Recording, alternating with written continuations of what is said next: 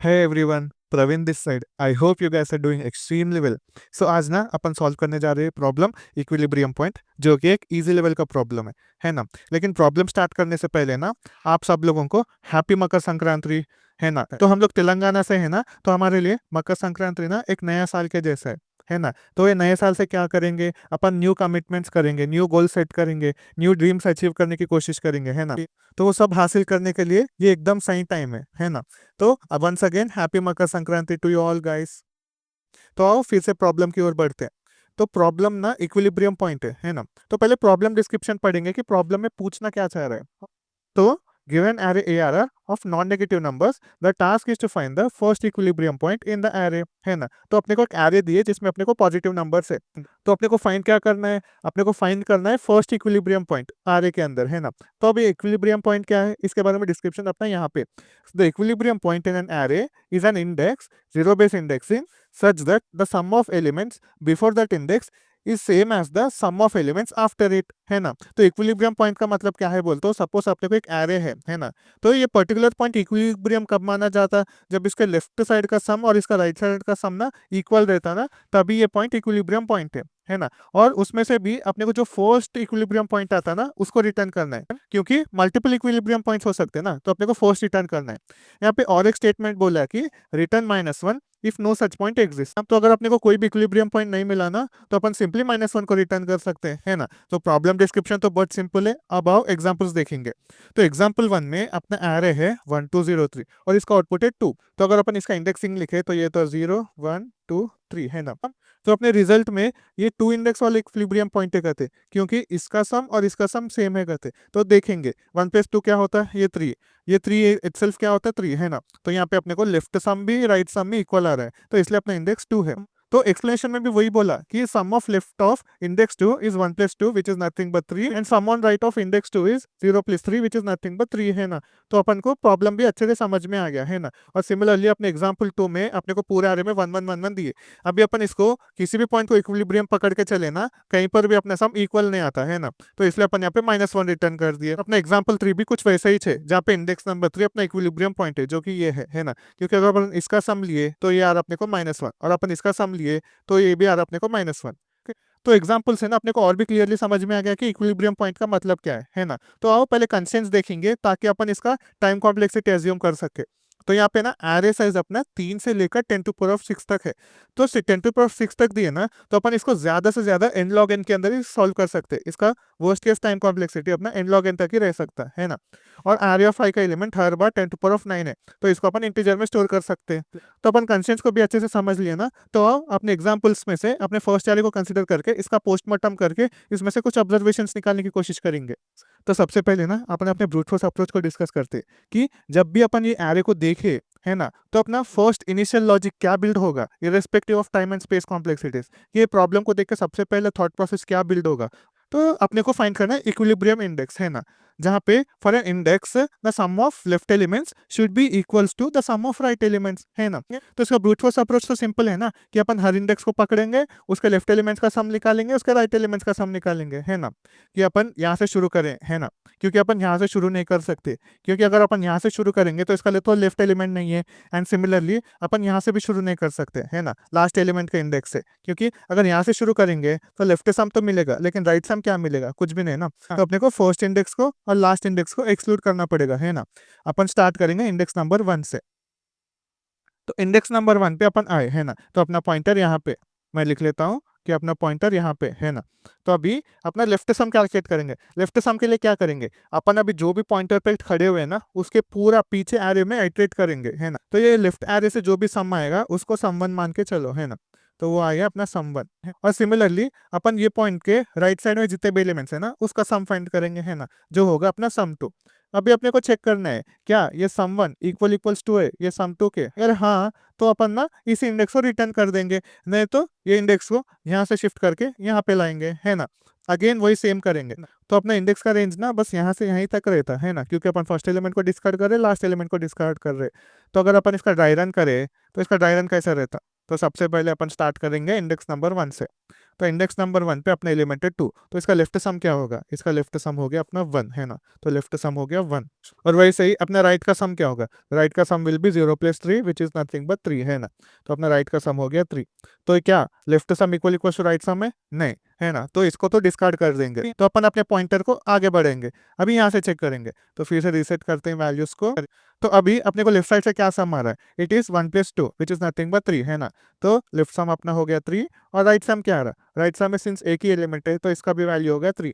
अभी अपन चेक करें कि अपना लेफ्ट सम ना बराबर आ रहा है अपने राइट सम के, है ना, तो अपना इंडेक्स नंबर 2 ही एक वैलिड इक्विलिब्रियम पॉइंट है, और सिंस ये अपना फर्स्ट इंडेक्स है तो अपन इंडेक्स नंबर 2 को सिंपली रिटर्न कर देंगे। तो बस अपने को यही करना था, है ना, अपने ब्रूट फोर्स अप्रोच के हिसाब से जब भी अपन एक पॉइंटर पे रहेंगे उसके लेफ्ट साइड से और उसके राइट साइड से पूरा सम फाइंड करके लाएंगे और चेक करेंगे ये कंडीशन। तो सिंस अपन एग्जांपल डायग्राम को समझ लिए तो आओ इसका कोड देखेंगे। तो ये है अपना प्यारा सा कोड इन C++।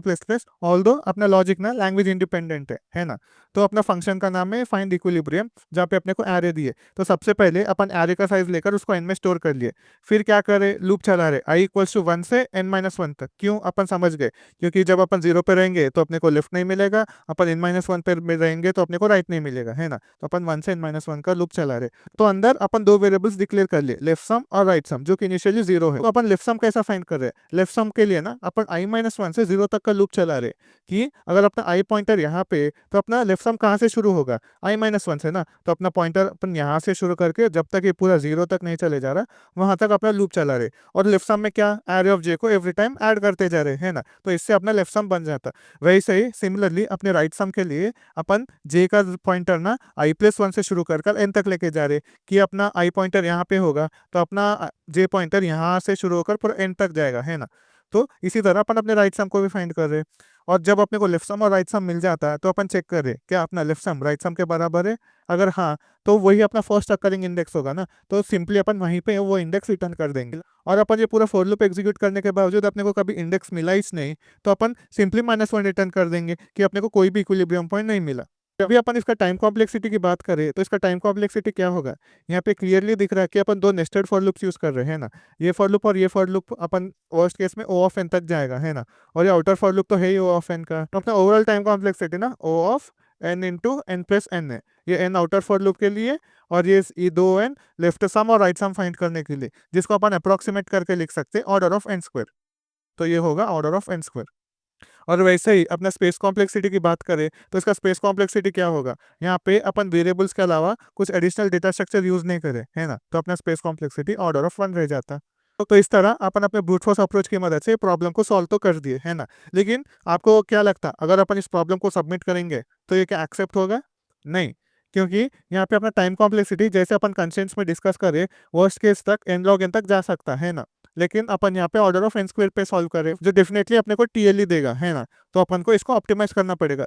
तो यहाँ पे अपन क्लियरली देख पा रहे कि अपन दो नेस्टेड फॉर लूप्स लगा रहे जिसमें से अपना आउटर फॉर लूप तो मैंडेटरी है ना, कि अपने को हर इंडेक्स वैलिड है या नहीं वो चेक करना है ना, तो आउटर फॉर लूप तो वैलिड है, लेकिन क्या अपन अपने इनर फॉर लूप को ऑप्टिमाइज कर सकते हैं और वो देखेंगे।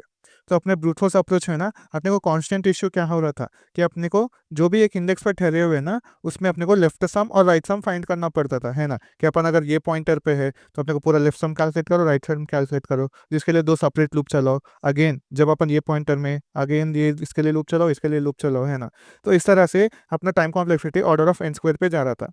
लेकिन अपन इसको ऑप्टिमाइज कर सकते कैसे, है ना, अपन ऑलरेडी ये पॉइंट तक का सम कितना है उसको कंप्यूट करके लगा लेंगे, तो अपन इजीली बोल सकते हैं ना कि अपन जब इस इंडेक्स पे ठहरे हुए तो इसके पीछे का सम कितना है वो अपन यहीं पे कहीं स्टोर कर कर रख लिए तो इजी हो जाता ना। सिमिलरली अपन जब इस पॉइंटर पे है तो पूरे राइट पे का सम क्या है अपन इसी पॉइंट पे स्टोर करके रख लिए तो अपने को ईजी पड़ जाता ना। तो सपोज करो अपन और एक एरे लिए, है ना, तो और एक एरे में ना अपन ना स्टार्टिंग से एंड तक का सम क्या जा रहा है उसको स्टोर करके रख रहे, तो अपन 0th इंडेक्स के लिए सिंस वो एक ही एलिमेंट है तो सम तो एक ही रहेगा, लेकिन जब अपन इंडेक्स नंबर 1 पे आएंगे तो टोटल सम क्या होगा इसका और इसका सम, है ना, तो 2 + 1 क्या होता है 3। एंड सिमिलरली जब हम ये इंडेक्स पे तो अपना टोटल सम क्या होता ये सम प्लस अपन इधर तक जो कंप्यूट करे वो सम, है ना, तो 0 + 3 क्या होता अपना 3 रह जाता, है ना। फिर जब अपन इंडेक्स नंबर 3 पे आएंगे तो टोटल सम क्या रहता ये एलिमेंट विथ ऑलरेडी कंप्यूटेड सम, है ना, तो इसका टोटल सम क्या हो जाता है 6, है ना, तो ये अपना सम हो गया स्टार्टिंग से एंड तक, है ना, जिसको अपन नाम दे सकते हैं कि प्रीफिक्स सम, है ना, अपन नाम देते हैं इसको प्रीफिक्स सम। तो अपन ना अभी किसी भी पॉइंट पे ठहरे हुए, लेट सपोज अपन इंडेक्स नंबर 2 पे ठहरे हुए, तो उसका लेफ्ट सम इधर तक क्या है वो कौन सा डिटरमाइन करेगा, वो अपना इंडेक्स नंबर 1 डिटरमाइन करेगा इन प्रीफिक्स सम के एरे का, है ना। तो यहाँ पे अपन क्लियरली देख सकते हैं 3 है। अगर अपन मैन्युअली भी देखें ये 1 + 2 क्या होता है अपना 3 होता है ना। तो अपने को प्रीफिक्स सम की मदद से अपन किसी भी पॉइंट पे ठहरे हुए तो उसका पिछले पॉइंटर का सम क्या है वो अपन प्रीफिक्स एरे से इजीली फेच कर सकते हैं ना। तो ये तो अपना सम हो गया फ्रॉम लेफ्ट टू राइट कि अपन एक इंडेक्स पे तो उसका लेफ्ट सम क्या है वो अपने को पता चल गया, लेकिन अपने को राइट सम भी तो कैलकुलेट करना पड़ता है ना। तो उसके लिए अपन और एक एरे लेंगे, है ना। तो अपन स्टार्ट करेंगे यहाँ से जो एलिमेंट नंबर 3 है ना, क्योंकि सिंगल एलिमेंट है।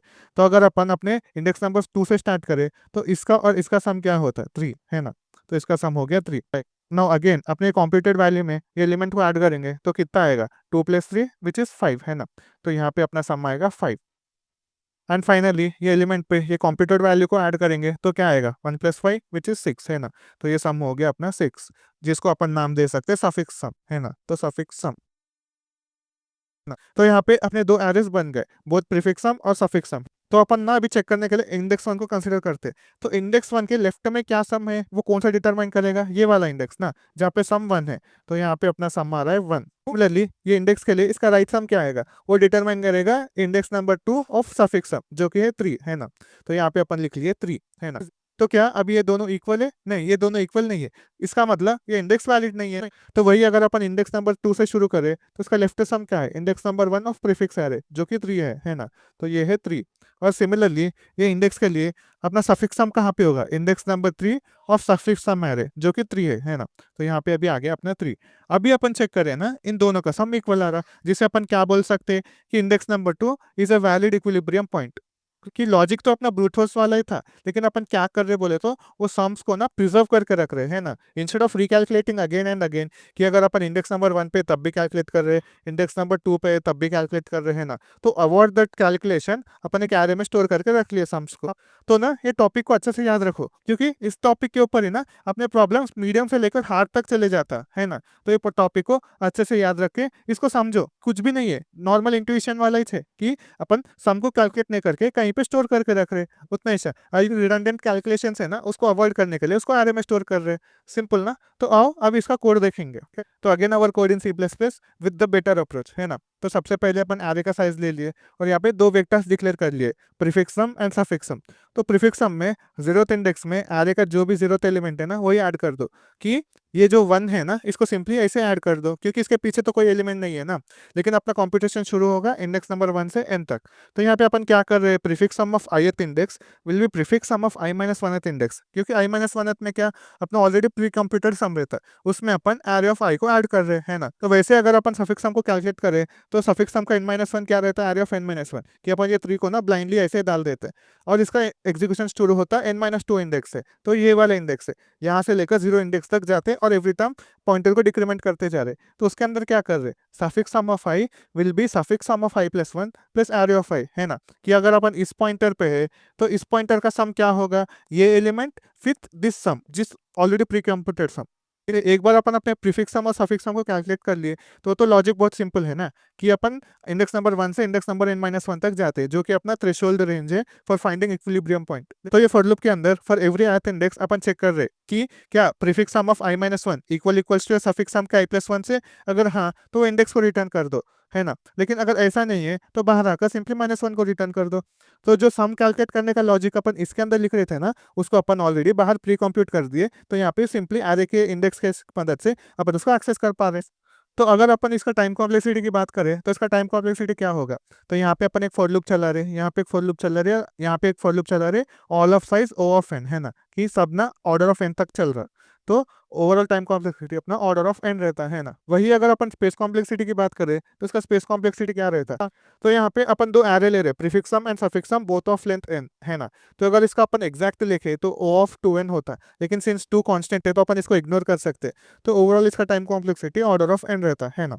तो अपन अपने टाइम कॉम्प्लेक्सिटी को जो अपना ऑर्डर ऑफ n स्क्वायर था ना उससे बॉइल डाउन करके इसको ऑर्डर ऑफ n पे ला लिए, which is a pretty huge optimization. अगर अपन इस प्रॉब्लम को सबमिट करके देखेंगे ना तो ये इजीली पास हो जाता है। क्यों? क्योंकि अपन जो एज्यूम करे थे टाइम कॉम्प्लेक्सिटी वो अपना O of n log n था, the worst case time complexity for this problem, लेकिन अपन इसको ऑर्डर ऑफ एन में सॉल्व कर दिए है ना, which is a huge optimization. लेकिन क्या अपन इससे भी कुछ और बेटर कर सकते हैं, है ना? क्योंकि टाइम कॉम्प्लेक्सिटी तो ठीक है, अपना ऑर्डर ऑफ एन रह गया, लेकिन स्पेस कॉम्प्लेक्सिटी जो ऑर्डर ऑफ एन हो रहा, इसको क्या अपन ऑर्डर ऑफ वन पे ला सकते हैं? तो ये स्पेस कॉम्प्लेक्सिटी को ना अगर अपने को ऑप्टिमाइज करके ऑर्डर ऑफ वन में लाना है तो अपने को और थोड़ा ऑब्जर्व करना पड़ता है ये प्रॉब्लम को, और थोड़ा ऑब्जर्व करना पड़ता है एक्सप्लेनेशन को, है ना? तो आओ उसको समझते हैं। तो ये आ गए अपन अपने ऑप्टिमल अप्रोच पे, where we need to get rid of prefix and suffix errors, है ना? अपने को ये दोनों को यूज ही नहीं करना है।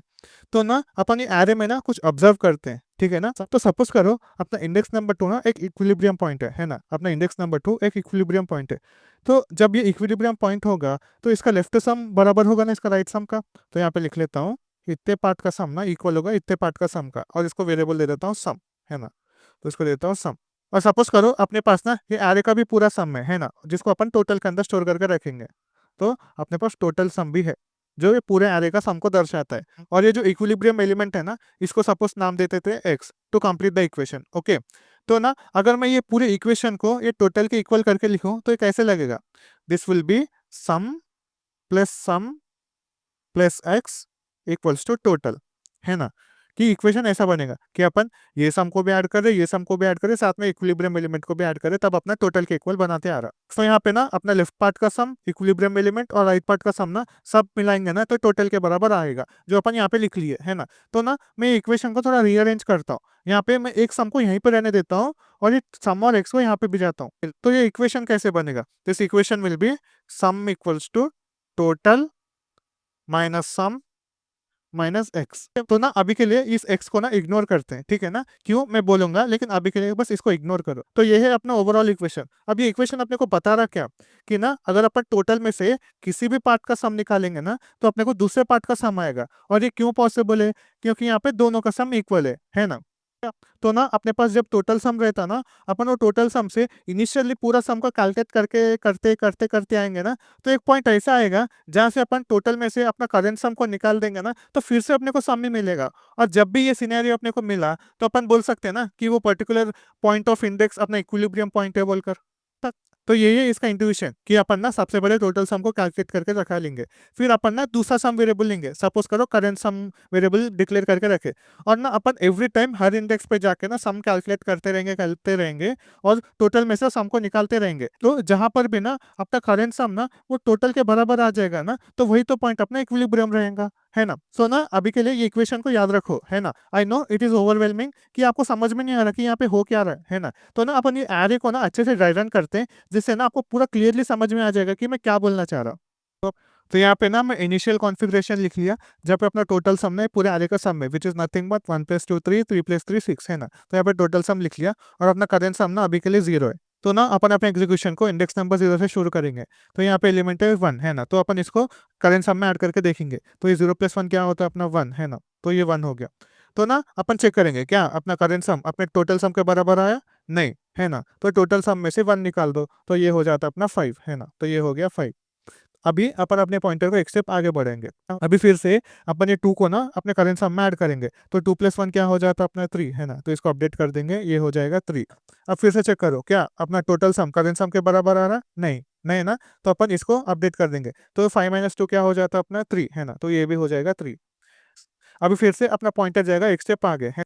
तो अभी ना अपना एलिमेंट है 0, तो 3 + 0 क्या हो जाता? 3 रह जाता है ना? तो ये हो गया अपना 3। अभी फिर से चेक करो क्या अपना करेंट सम टोटल सम के बराबर आया? हाँ, यहाँ पे करेंट सम ना टोटल सम के बराबर आया। इसका मतलब क्या है? इसके लेफ्ट में जो भी पार्ट का सम है ना वो बराबर हो गया अपने राइट वाले पार्ट का सम, जो कि ये इक्वेशन को दर्शा रहा है ना? तो ये कहाँ पे पॉसिबल हो पाया? अपना इंडेक्स नंबर 2 पे। तो आप लोग यहाँ पे सीक्वेंस ऑफ स्टेप्स को नोटिस तो कर रहे थे ना कि यहाँ पे अपन 3 स्टेप्स कर रहे थे। यहाँ पे अपन 3 स्टेप्स कर रहे थे। फर्स्ट सम में we were adding in current sum, है ना? करेंट सम में ऐड कर रहे थे, फिर चेक कर रहे थे। क्या चेक कर रहे थे? करेंट सम टोटल सम के बराबर हुआ या नहीं, वो चेक कर रहे थे, है ना? फिर बाद में अपन अपने टोटल सम में से वो एलिमेंट को निकाल दे रहे थे, है ना? तो सबट्रैक्ट कर रहे थे यहाँ पे। तो ये 3 स्टेप्स की मदद से अपना प्रॉब्लम इजीली सॉल्व हो गया, है ना? जहाँ पे अपना टोटल सम करेंट सम के बराबर आ गया। तो यहाँ पे ना ये ऑर्डरिंग ऑफ स्टेप्स भी बहुत इंपॉर्टेंट है। ऐसा नहीं कर सकते कि पहले करेंट सम को ऐड कर दो, फिर टोटल सम को सबट्रैक्ट कर दो, फिर चेक करो। अब ये क्यों नहीं कर सकते बोले तो आप लोग को याद होगा मैं यहाँ पे -x को इग्नोर कर दो बोल के बोल रहा था, है ना? तो यहाँ पे ना अपन सबट्रैक्ट इमीडिएटली नहीं कर रहे, है ना? पहले अपन चेक कर रहे फिर बाद में सबट्रैक्ट कर रहे। लेकिन वही अगर अपन इमीडिएटली सबट्रैक्ट करके चेक करें ना तो अपना इक्विलिब्रियम पॉइंट कहीं यहीं पे आता है ना? क्योंकि आप देखोगे तो यहाँ पे इंडेक्स नंबर 1 पे ही अपने को टोटल सम करेंट सम के बराबर आ रहा था। लेकिन अपन सबसे पहले क्या करें, चेक करें करेंट सम टोटल सम के बराबर है? नहीं, तभी सबट्रैक्ट कर रहे टोटल सम में से। तो ये जो -x वाला है ना वो अपन यहाँ पे हैंडल कर रहे कि पहले चेक कर रहे उसके बाद ही टोटल सम में से वो एलिमेंट को सबट्रैक्ट कर रहे। तो इस तरह से ये 3 सिंपल स्टेप्स है ना अपन अपने प्रॉब्लम को इजीली सॉल्व कर दिए, है ना? तो आओ इसका कोड देखेंगे। तो ये है अपना code in C++ with our optimal approach, है ना? तो सबसे पहले वही अपन एरे का साइज ले लिए, लेकिन इस बार ना अपन ये टोटल सम और करंट सम की मदद से पूरा प्रॉब्लम को सॉल्व कर रहे हैं, है ना?